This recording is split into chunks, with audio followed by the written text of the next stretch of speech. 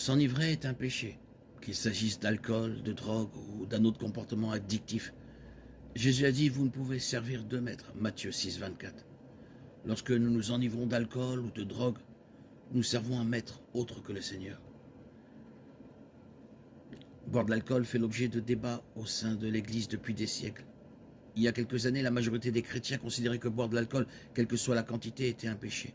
Aujourd'hui, les chrétiens acceptent beaucoup mieux une consommation modérée d'alcool. À l'époque biblique, toute personne mise à part pour Dieu et qui voulait désirer suivre le Christ ne devait pas boire d'alcool.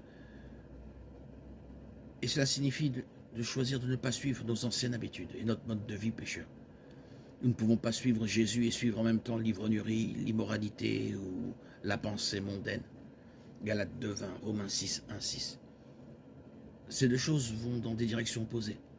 1 Corinthiens 6, 10 énumère les ivrognes parmi ceux qui n'hériteront pas du royaume de Dieu. Lorsque nous choisissons d'être définis par notre péché, nous ne pouvons pas être en même temps des disciples de Christ. Galates 5, 19, 21. Lorsque nous choisissons l'ivrognerie malgré le commandement de Dieu contre elle, nous choisissons de la désobéissance et nous pouvons dans cet état être en communion avec un Dieu saint qui la condamne. Luc 14, 26, 27. Si quelqu'un vient à moi sans me préférer à son père, à sa mère, à sa femme, à ses enfants, à ses frères et à ses sœurs et même à sa propre vie, il ne peut être mon disciple.